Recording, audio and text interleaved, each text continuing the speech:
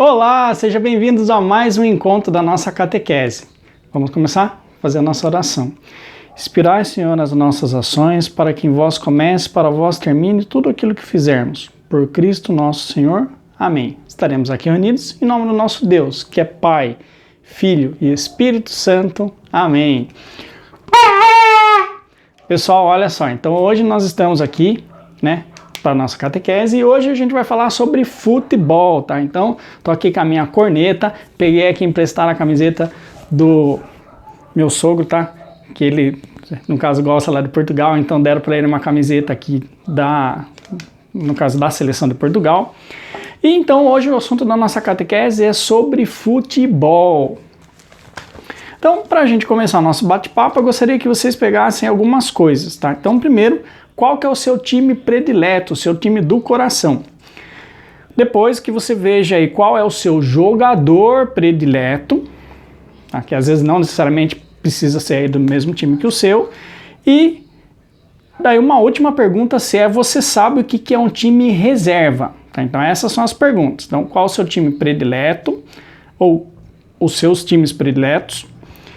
Qual que é o seu jogador predileto e se você sabe o que é time reserva. Tudo bem?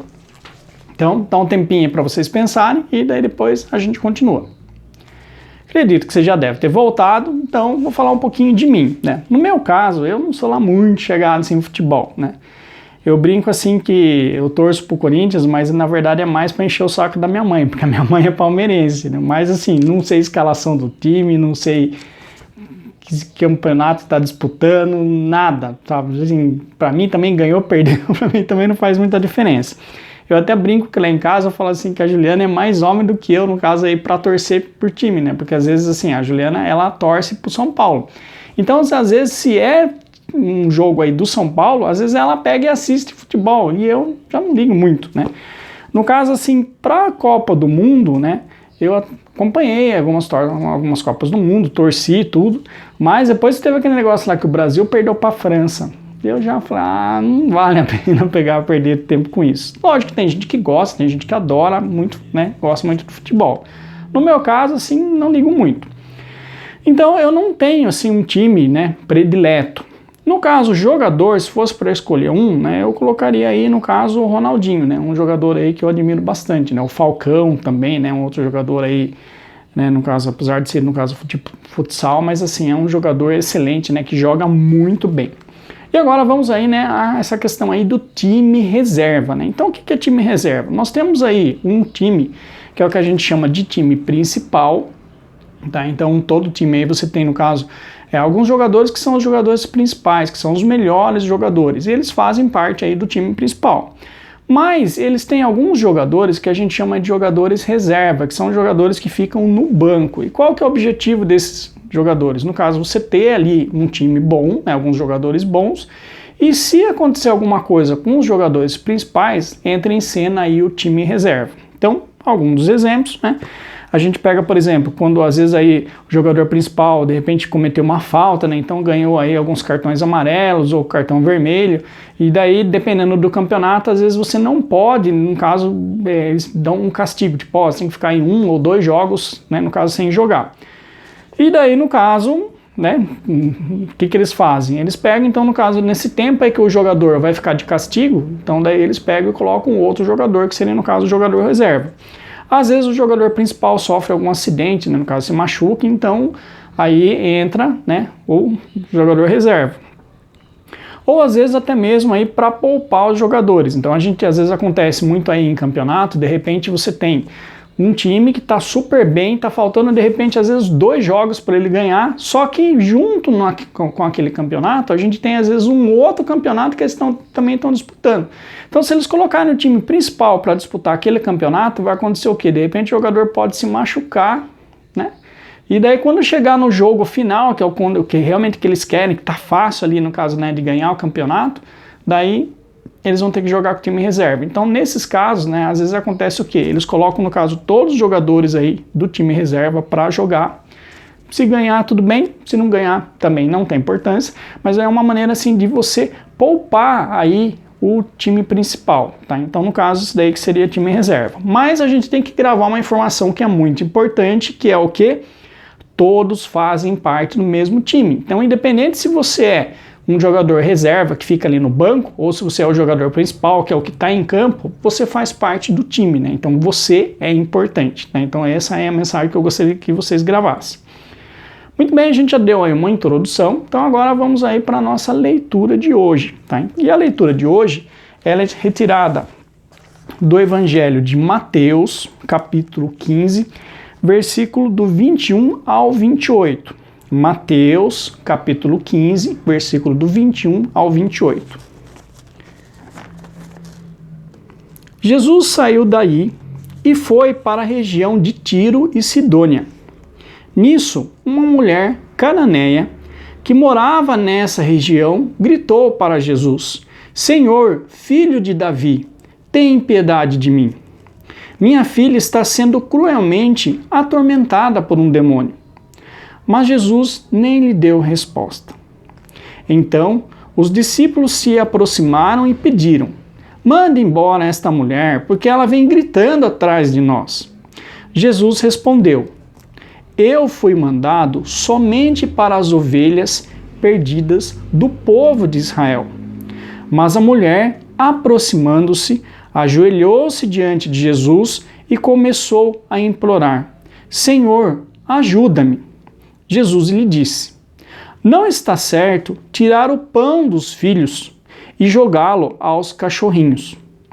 A mulher disse: sim, Senhor, é verdade. Mas também os cachorrinhos comem as migalhas que caem da mesa dos seus donos. Diante disso, Jesus lhe disse: mulher, é grande a sua fé. Seja feito como você quer. E desde esse momento, a filha dela ficou curada. Esta é para nós palavra da salvação. Glória a vós, Senhor. Muito bem, então vamos entender um pouquinho aí essa leitura que a gente fez, né?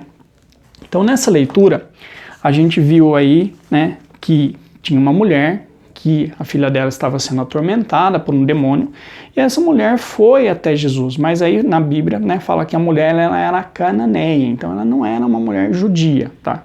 E se a gente for olhar, daqui a pouco eu vou explicar, né, no caso Jesus, ele era judeu e ele estava pregando para o povo judeu. Então Jesus veio para os judeus, por assim dizer.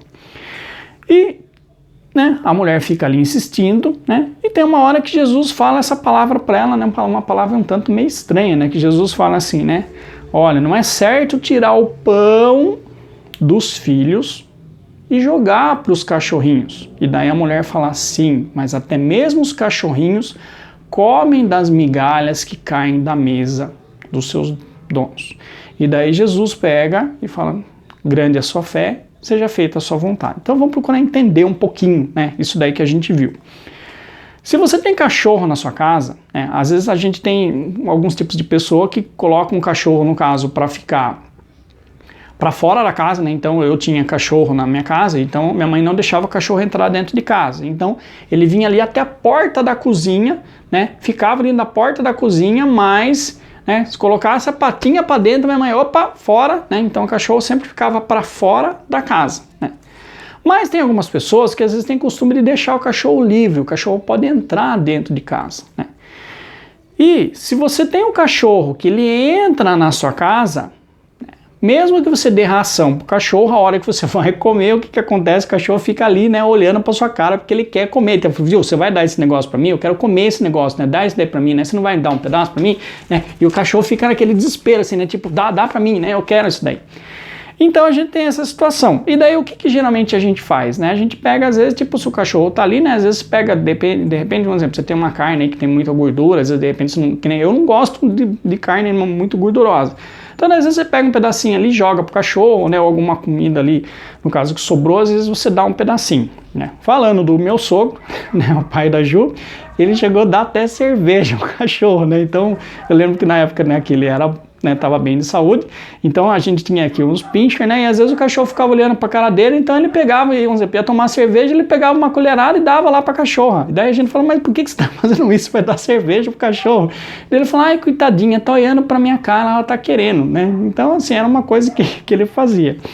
Mas o que acontece? A gente costuma jogar alguma coisinha, né, no caso, às vezes até mesmo tipo assim, pão, né, um pedacinho, né, então algumas migalhas que a gente fala, né, não quer dizer, você não dá aí, por assim dizer, uma comida, né, vamos colocar assim, e até a gente nem deve dar da nossa comida pro cachorro, né, no caso não é muito bom, né, o ideal é que a gente, se tiver condição, que a gente dê ração mesmo. Mas aí tem essa questão, né, então a gente, né, tem esse negócio aí no caso de, às vezes a gente dá algumas migalhas pro cachorro, mas naquela época lá, tá, que Jesus estava se referindo, é que assim, as pessoas que tinham posse, tá? O que eles faziam? Junto da mesa, eles tinham aí no caso, cachorro, ou às vezes até mesmo coelhos, tá? Eles deixavam ali amarradinho ali perto da mesa. E lembrando que naquela época as pessoas não comiam, no caso, com garfo e faca, né? Colher, comia o quê? Comia com a mão mesmo, né? Então imagine, por exemplo, você vai lá, pega, por exemplo, uma coxa de frango, né, e come ali a coxa de frango, vai ficar a sua mão tudo melecada, né? E daí o que você fazia? O cara pegava e dava a mão pro cachorrinho, ou no caso pro coelho ali, para eles lamberem essa mão. Então daí o cachorro limpava a mão do cara, e daí o cara estava com a mão limpa, e daí o cara ia lá e pegava alguma outra coisa, de repente pegava uma bebida, alguma coisa assim. A gente olhando, você fala, nossa, que nojento isso daí, né? Quer dizer, imagine, nossa, você vai dar pro cachorro lamber sua mão, depois você vai lá e pega a comida de novo, né? É nojento. Mas naquela época, né, era o costume que eles tinham. E assim, às vezes até reis faziam isso daí, né? Então, a gente tem que entender assim que naquela época não tinha papel, não é que nem hoje em dia assim que você tem no caso, vai lá, pega uma toalhinha de papel e limpa, né? Não tinha isso daí naquela época. Então, né, só uma curiosidade, abrindo um parênteses aqui, né? Não sei se vocês sabem como foi inventado o cachorro quente, né? Então o cachorro quente foi inventado como? Vendiam apenas a salsicha, pessoal, não vendia aí o pão com a salsicha, né? Então vendia só a salsicha.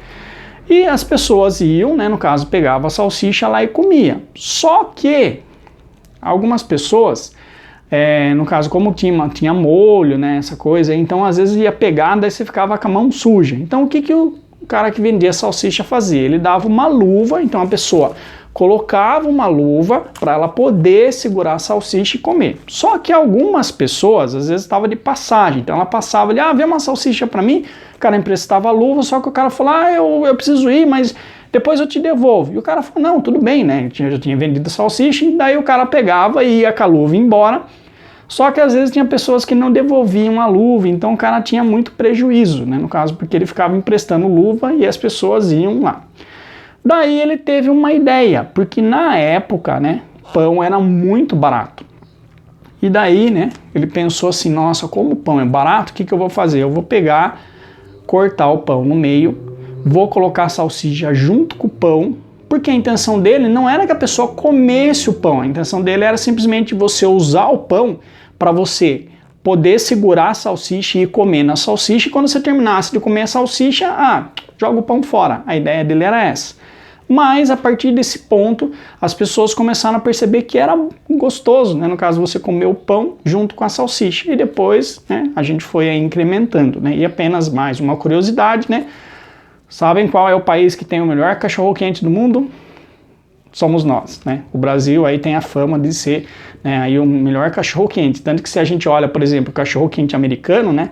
É só o pão, um pouquinho de purê e a salsicha, né? A gente já põe um monte de coisa junto, né? E assim, se você está assistindo esse vídeo aí com seu pai ou com a sua mãe, eu acho que vocês devem lembrar quando, tá? Específico é para os seus pais. Vocês lembram quando a gente tinha lá na Rua da Penha, que a gente tinha o INPS, que a gente ia no centro, tinha aqueles carrinhos de cachorrão com aquela montanha assim de vinagrete, como era gostoso aquele cachorro quente, gente, né, que eles faziam com vinagrete. Eu lembro, se não me engano, parece que tinha alguns que acho que eles colocavam até pimentão. Então, nossa, era delicioso, né? Eu lembro que assim, até outro dia a gente tava comentando aqui em casa, a Juliana falou, nossa, como era gostoso, né, a gente comer aquele cachorro quente e depois a gente ia assim e vinha aquele saquinho de plástico, né, a gente ficava lambendo o saquinho de plástico, era muito gostoso. Bom, mas vamos voltar para a nossa leitura, né?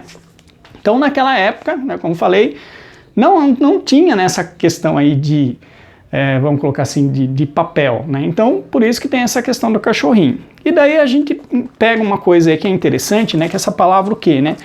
Que Jesus, ele veio para os judeus, né? Então, se a gente for olhar aí, né? No caso, o que Jesus falou foi justamente isso daí para ela. Ele falou assim, olha, eu vim para pregar para o povo judeu. Você não é judia. Então, foi por eles que eu vim. Né? E Jesus, quando Jesus falou essa palavra, né, no caso, não é justo eu tirar deles, né, no caso, o pão dos filhos e dar para os cachorrinhos, né? Foi isso que Jesus está falando, assim, ó, não é justo eu tirar deles, né, para dar para você. Mas daí o que ela falou, né? Mesmo os cachorrinhos comem das migalhas. Então a gente percebe aí a questão da fé dessa mulher, né? Quando ela olha assim e fala, olha, mesmo que seja uma migalhinha, se o Senhor der, eu tenho certeza que a minha filha vai ser curada, né? Então por isso que Jesus fala, né? Grande é a sua fé, né? E seja feito como você quis. Né? E daí, no caso, a filha dela foi curada, né? Muito bem, então a gente já viu um pouquinho a respeito da leitura e hoje, né, eu gostaria de comentar com vocês aí a respeito, né, no caso, quando a gente pega aí da Bíblia, só um minutinho, a gente fala aqui, né, se a gente for olhar, né, a Bíblia, praticamente toda ela, gente, né, no caso, assim, se a gente for pegar aqui, acho que, sei lá, 70% da Bíblia é contando a história do povo judeu, né, que a gente pega aí o Antigo Testamento antes de Jesus. E se a gente pega, no caso aí, o Novo Testamento, né, também aparece, né, muito aí o povo judeu. Né? Então a gente percebe o quê? Que a Bíblia, né, no caso Jesus, ele se revela para um povo. E Deus, né, ao invés de escolher um povo, né, Deus escolheu apenas um homem. Né? Isso daí é interessante, né, quando a gente começa a perceber isso daí.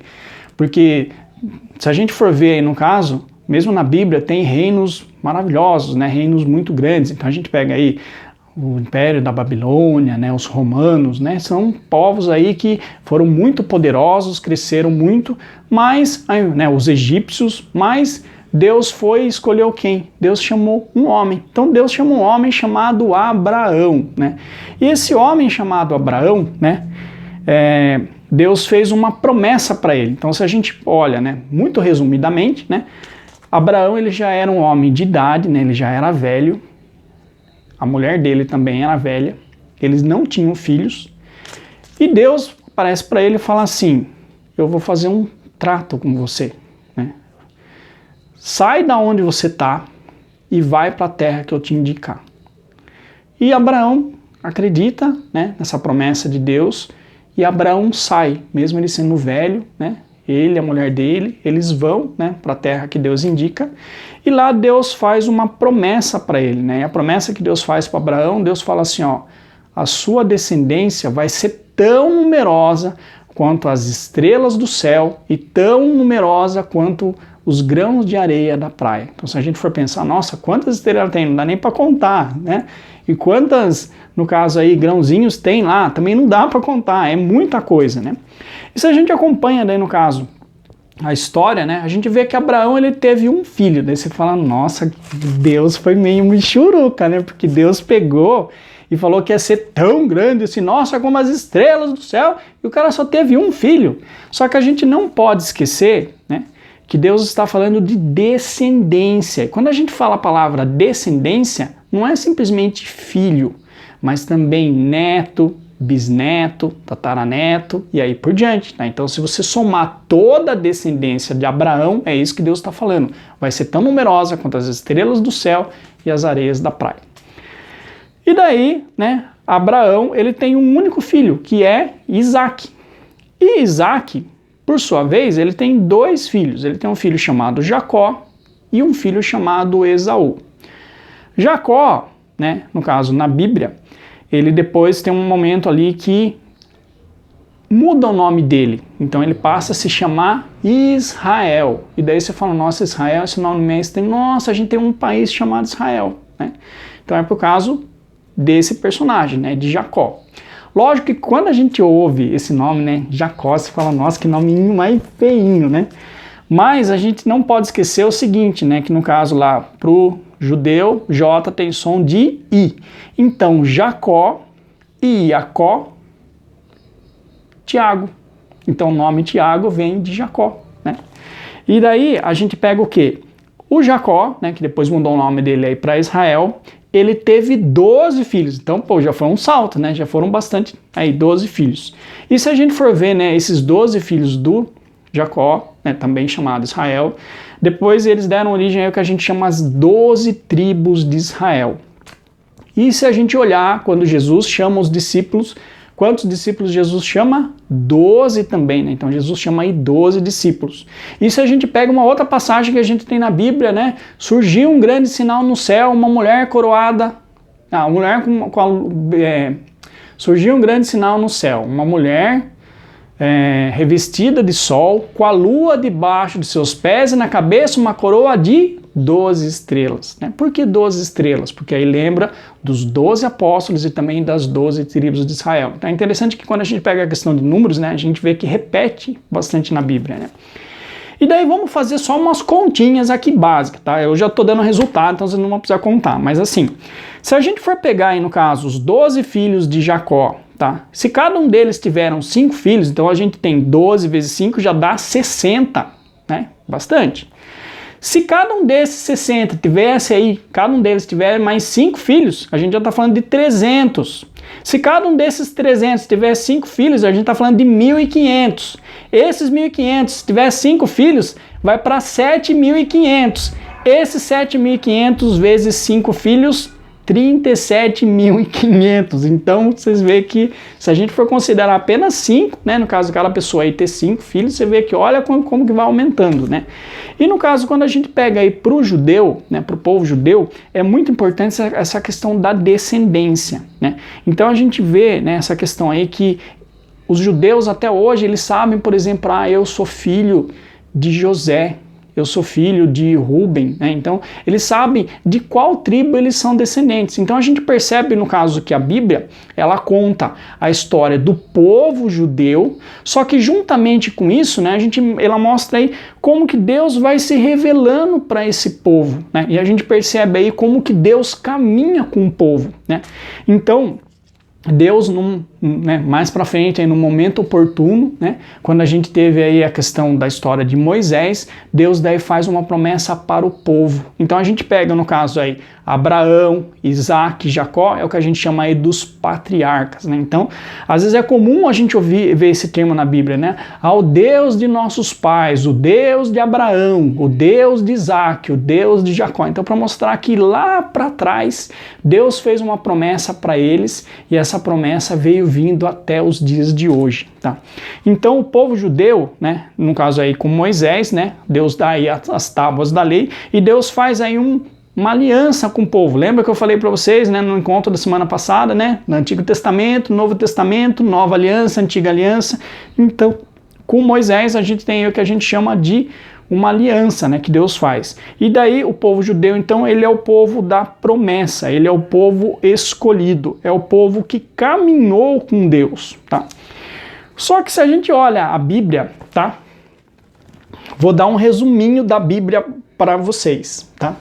Só vai durar umas 2 horas. Não, eu tô brincando, gente, tá? Não é tanto tempo assim. Mas se a gente pegar um resuminho da Bíblia, como que funciona? O povo tá junto de Deus, daí o povo esquece Deus.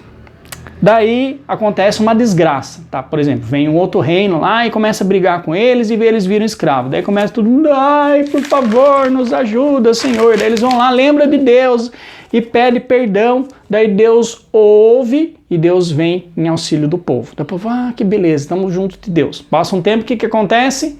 O povo esquece de Deus. Daí acontece uma desgraça, vem outro povo, domina eles, daí, ai Senhor, lembra da gente. Daí Deus ouve de novo e vem em auxílio do povo. Então se a gente pegar a Bíblia, é praticamente isso, tá? Essa história se repete muitas vezes, né?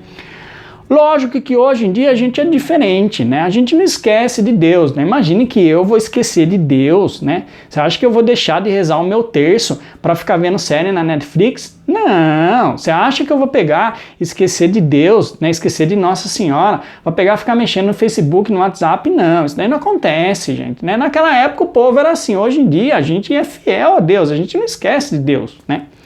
A gente esquece, né? Mas o que acontece? A gente percebe aí que esse ciclo se repete, né? E a gente percebe, né, uma coisa assim, que Deus está presente na vida do povo, né? Então a gente percebe aí, no caso na Bíblia, né, a gente vê que tem aí o Império da Babilônia, que é um império aí gigantesco, né? Domina aí vários povos e hoje não tem mais o Império da Babilônia. A gente vê na época de Jesus, a gente tinha o Império Romano, que cresceu, praticamente dominou a Europa toda.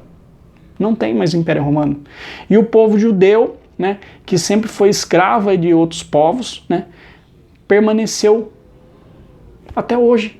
Até hoje a gente tem aí, né, no caso judeu, esse povo que vem lá de trás, né, aí filhos de Abraão, de Isaac, de Jacó, das 12 tribos, né, e vem até hoje, né.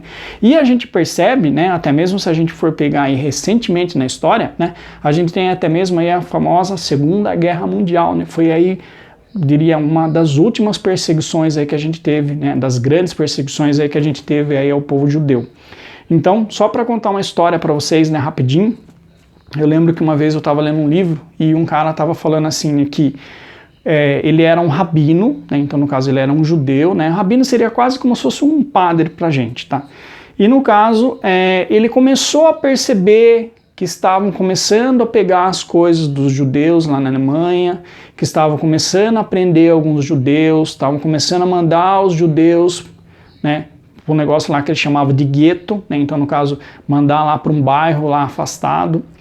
E como ele começou a olhar, perceber que as coisas estavam ficando meio estranhas, ele foi, né, e falou assim para a mulher dele, né, vamos embora. Então ele pegou os filhos, né, só que assim, imagina, gente, você deixar a sua casa inteira para trás, você simplesmente fazer uma mala aí com poucas mudas de roupa, deixar tudo que você tem e ir, né? Foi praticamente isso que ele fez, né? Então daí por isso que a gente fala, nossa, mas por que o povo não foi embora? Porque eles não achavam que a situação ia chegar no ponto que chegou, né? E daí o que acontece? A gente começa aí a questão, né, no caso, se a gente for ver na história, né, haviam aí campos de concentração, as pessoas iam, né, morriam de fome, a gente tem aí cenas muito tristes, né, que aconteceram, né, as pessoas aí eles ficavam muito tempo sem tomar banho, né, no caso na Segunda Guerra Mundial, porque eles ficavam no campo de concentração, e daí eles falavam assim, olha, a gente vai deixar vocês tomar banho, daí eles, finalmente vamos tomar banho, daí colocavam eles num lugar e ligavam um gás e as pessoas morriam, né? Então assim, foi uma coisa muito triste. Mas no caso, contando a história desse judeu, né, desse rabino, quando ele começou a perceber que a coisa estava ficando complicada, o que ele fez? Ele foi, né, e subiu no trem junto com a esposa dele para sair. E justo no dia em que ele escolheu para sair, era o dia em que ele tinha que acender um negócio que a gente chama de menorá. Até como se fosse um castiçal. Acho que se vocês olharem nas missas antigas aí que teve do Padre Alex, quando a gente teve, no caso, na missa de Pentecostes, a gente tem uma menorá aqui na nossa paróquia, tá? Então é como se fosse um castiçal aí com 7 velas, né? E no caso, para o judeu lá, ele acende uma vela, faz uma oração, acende outra vela, faz outra oração, e ele como rabino tinha que fazer isso. Só que daí o que aconteceu? Né? Justo naquele dia, era o único dia que ele tinha para fazer, não ia dar tempo, e ele estava com o coração ali apertado, ele falou, nossa, eu queria fazer oração e não vai dar. E daí, quando ele estava no trem, acabou a luz, ficou tudo escuro, deu um apagão. Ele, na mesma hora, pegou as velinhas, ele não estava com a menorá, mas ele pegou as velinhas, colocou ali as velinhas ali no parapeito da janela, acendeu as velas e fez uma oração para Deus, que era a oração que ele tinha que fazer. Quando ele acabou de fazer a oração, vieram os soldados, né, os soldados, né, nazistas, e vieram falando assim, olha, tem luz ali. E daí eles olharam, nossa, que bom que você trouxe velas para a viagem. E eles começaram ali a pedir o documento das pessoas e olhar a luz da vela, né? E imagina o coração desse homem, né? Porque se em algum momento alguém olhasse e falasse assim, viu, essa vela aí não é aquela vela de judeu? Você é judeu? Né? Ele já poderia ser preso.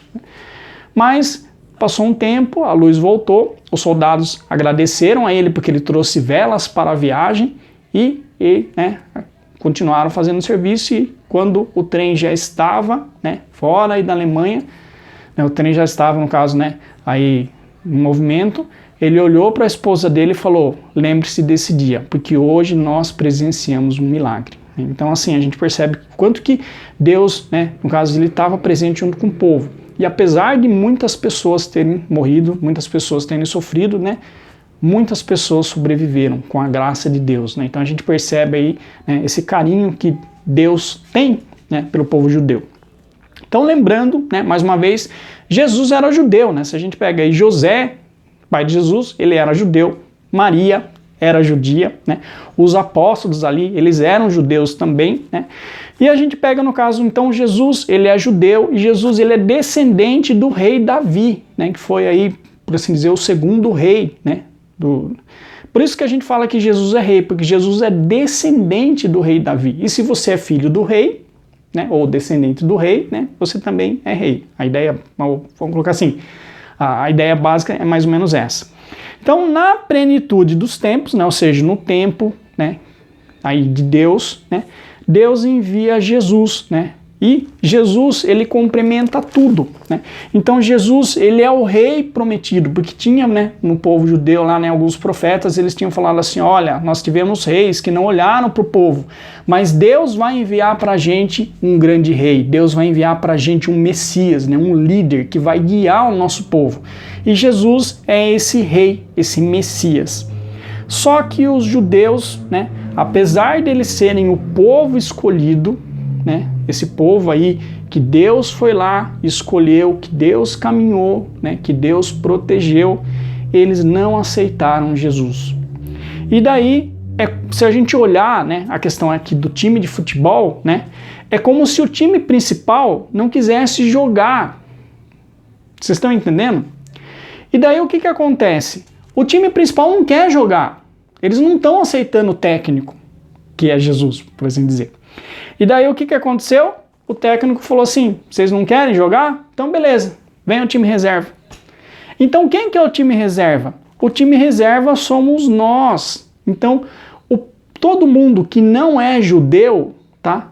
Nós somos o time reserva. Daí você vai falar, nossa, nós somos o time reserva. É, gente, só que lembra o que eu falei?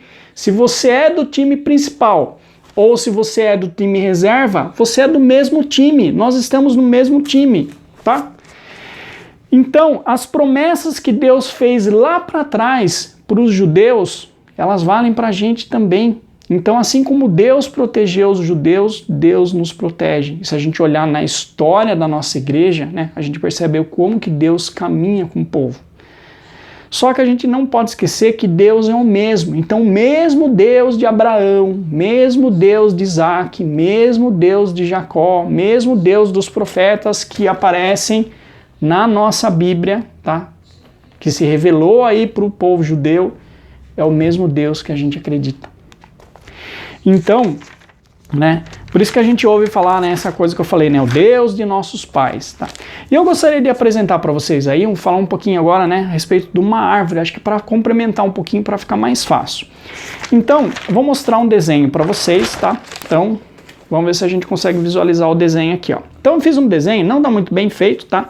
Mas assim, pensa aqui, tá? Que no caso essa daqui é uma árvore que Deus fez, tá? Deus plantou essa árvore. Se a gente olhar aqui, ó, tá escrito aqui, ó, Abraão, tá? Então, começou no caso com Abraão, depois veio aqui, ó, Isaac e depois veio Jacó. E essa árvore produziu frutos, tá? Então, a gente pode dizer assim que essa árvore aqui é Deus cuidando dessa árvore, ou seja, Deus cuidando aí do povo judeu. Só que, se a gente for reparar, não tem tanto fruto assim, tá? Lógico que produziu muitos frutos, mas chegou um ponto que Deus falou assim, puxa vida, eu queria colher mais frutos. Essa árvore não está produzindo o tanto que era para produzir. E a gente tem, né, no caso, na agricultura, a gente tem um negócio que a gente chama de enxerto. Então, o que é enxerto? Enxerto é assim, ó, só para vocês entenderem. Eu tenho um galho, tá, ou um tronco de uma árvore, e eu quero que ele produza. Mas vamos supor um exemplo, só para ficar mais fácil. Eu tenho um pé de limão. E o meu pé de limão, ele não está produzindo muito. Eu gostaria que ele produzisse bastante. De repente, vamos imaginar que eu tenho um outro pé de limão que produz limão pra caramba. Então, o que eu faço? Eu dou um corte nesse galho, tá? Cortei o galho. E daí, eu venho aqui e eu pego lá do outra árvore, eu corto um galho no mesmo sentido e eu coloco junto nesse galho velho. Então aqui, ó, eu tenho um galho novo que eu coloquei aqui no galho velho. E daí, isso daí, lógico, você vai amarrar tudo, né? Mas vai chegar uma hora que vai, por assim dizer, cicatrizar e daí você vai ter uma árvore. E essa árvore, ela vai produzir muito fruto, tá? A ideia básica de enxerto é isso. Então, só para vocês terem uma ideia, eu lembro que uma vez eu fui numa chácara e eles fizeram enxerto em um galho só. Então, até eu lembro que, no caso, era uma prima, né, da minha mãe, ela até brincou com a gente. Ela falou assim, vem aqui experimentar essa mexerica. E a gente foi, pegou a mexerica, ela falou assim, pega essa mexerica aqui. A gente experimentou docinha, uma delícia. Daí ela falou, você quer mais uma? Só que dela foi e pegou de um outro galho, só que do outro galho que ela pegou era o galho original, que era limão. Então o mesmo pé, ele produzia mexerica de um lado e limão do outro, tá? Então dá para você fazer algumas coisas desse jeito. Então no caso o que Deus fez foi o seguinte, a gente tem a árvore, Deus, por assim dizer, ele cortou a árvore e ele fez um enxerto. E quem que é o enxerto? O enxerto é Jesus. E a partir de Jesus, a árvore passou a produzir muito fruto. Então a gente pega o que? A gente vê aí no caso, na nossa igreja, né? Quantos santos a gente tem, quantas santas a gente tem, né? Quantos padres, né? Quantas pessoas aí que fizeram maravilhas, né? Então produziram aí muitos frutos. Só que, o que acontece?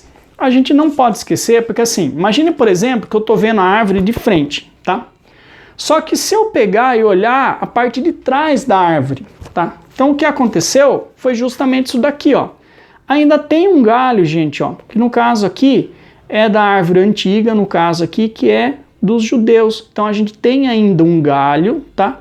Que está produzindo fruto também. Só que no tempo oportuno, tá?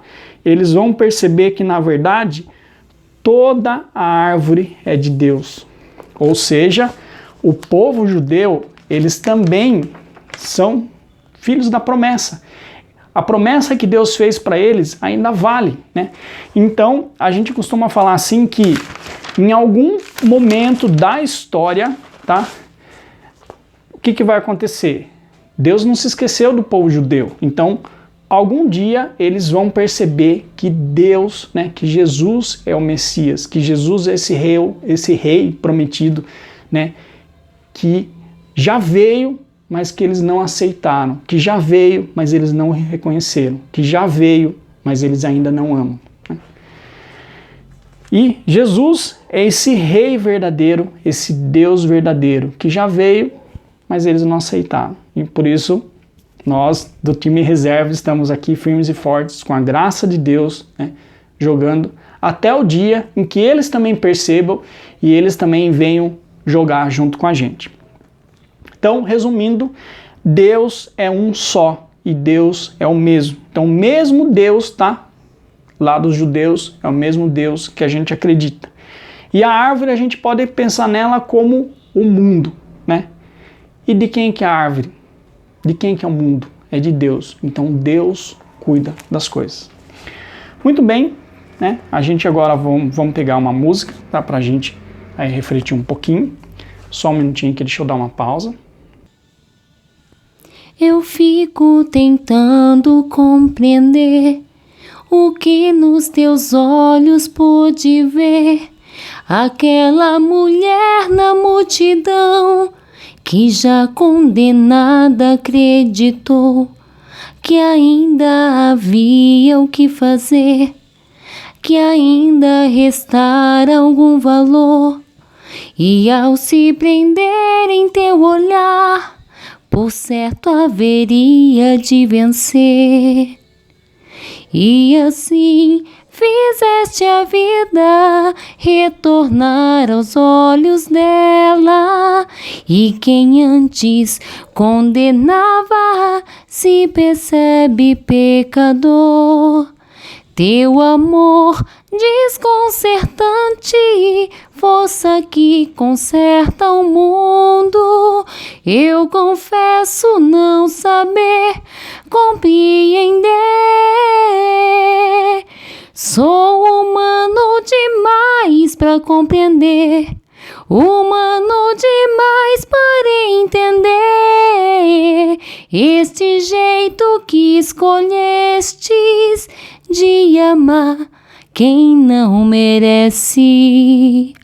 Sou humano demais para compreender, humano demais para entender e aqueles que escolhestes e tomastes pela mão, geralmente eu não os quero do meu lado. Sou humano demais para compreender, humano demais para entender esse jeito que escolhestes de amar quem não merece.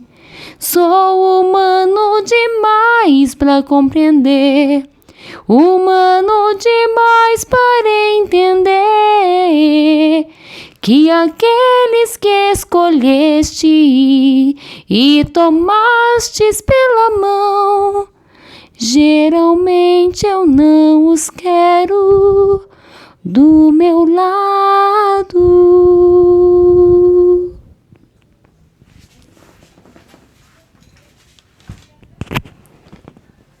Bom, então, para a gente encerrar, qual que é o nosso agir? Existem pessoas que, assim como o povo judeu, né, que não acreditam em Jesus, e hoje a gente vai rezar por todas essas pessoas, né? Então esse é o nosso agir. Eu gostaria que vocês rezassem, né, essa semana e oferecerem tanto para Jesus, né, quanto para Nossa Senhora, né, rosas brancas e vermelhas, né, pedindo aí por essas pessoas que não acreditam em Deus, por essas pessoas que não acreditam em Jesus, né. Então serve tanto aí no caso para o povo judeu, né, que ainda não reconhece, né, Jesus aí como o verdadeiro Deus, mas também para aquelas pessoas que não conhecem ainda Jesus, né. E no tempo oportuno, né, que Deus possa tocar no coração dos judeus para que eles voltem, se convertam, né, e para que no tempo oportuno, no tempo certo, Deus toque no coração deles. Então, esse é o nosso agir. Bom, é isso. Espero que vocês tenham gostado desse encontro. Tá? Estamos aqui no segundo domingo aí do mês na segunda semana aí do mês da Bíblia, né? E é isso. A gente se vê semana que vem, se Deus quiser. Estaremos sempre reunidos em nome do nosso Deus, que é Pai, Filho e Espírito Santo. Amém. Até semana que vem, se Deus quiser.